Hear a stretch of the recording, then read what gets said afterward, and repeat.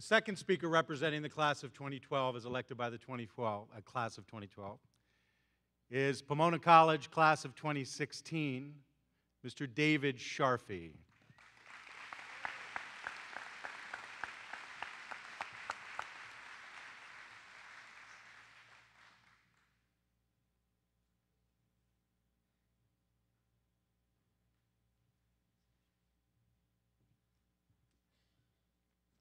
Here it goes. Good morning, friends, parents, teachers, faculty, and guests. For 6 years now, these people and this place have been my friends, my family, and my home. It turns out that since I asked to speak on this day about a month ago, I found out that I had a lot I wanted to say. Each day for weeks, I went through an invisible list of everything I felt could be said, and each day I quickly tired and gave up because of what I realized would have to be left unsaid. Yet each day in my failure, I felt as if I had crossed something off the list of possibilities, something that wasn't worth a speech at the graduation of the class of 2012. And then I started thinking about that word, worth. When I began to, as literally as I could, assign a worth to my ideas, the choices became clearer. Still, it took some thinking until I realized that nothing but the 37 other people I am graduating with could ever be worth the spotlight in this moment on this day. For some, the number is more, and for some it is less, but I've spent 6 years, 33% of all the time I've been alive, here at the Pine School. I did some math, and for me it's about 300 days, 24 hours a day, that I've spent with my fellow graduates. The class of 2012, the people of course, but also the places and events that have made us who we are, is something worth writing a speech over. We've explored life alongside each other in Savannah, Georgia, Greenville, North Carolina, New York City, Colorado, as well as other places.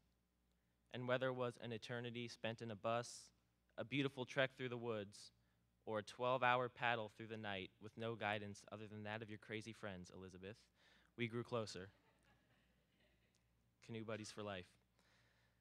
And then there was sleeping on church floors after backpacking through the streets of New York City, reading letters from our loved ones as a class, and even watching some of our friends see snow for the first time. These memories, and JP, I'm thinking about Subway Hustle in New York, and the huge ice block that you threw at my hip a couple months ago, were grand, but they make up only a small fraction of the time that we've spent together. Even when every trip, homecoming, field day, prom, prank, and no such thing night is removed from the equation, hardly a dent is taken out of the 300-day total that I've spent with these people. But it has been every other day, the normal day in and day out days, where most of our bonds have been formed and maintained. And while it would be great to say that all 38 of us love and confide in each other after being in close quarters for so long, it would only be a slight exaggeration. But I would wager that the 38 of us know more about each other than almost any other graduating class anywhere else. And on that note, I think it matters less who was good friends with whom and how big their circle extended, and more that everyone had close friends and had a circle, and that all of our circles could come together on days that were important to us. It's clear that despite whatever our personal differences may be, the same qualities that teach you to value a friend and form a genuine friendship exist in all of us.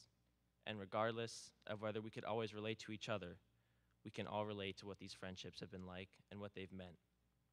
These people in front of me have represented everything good about life in our school over the last 6 years. And indeed we, are a reflection of the walls around us. Our school and our teachers have helped us so that we can say we are ready for what lies ahead. We have learned how to question, how to learn, how to determine what our hopes and dreams are, and take our first steps towards them. We've also learned how to care, how to help others, and how to take matters into our own hands when something doesn't strike us as right. Regardless of anything academic, All of us here possess these qualities.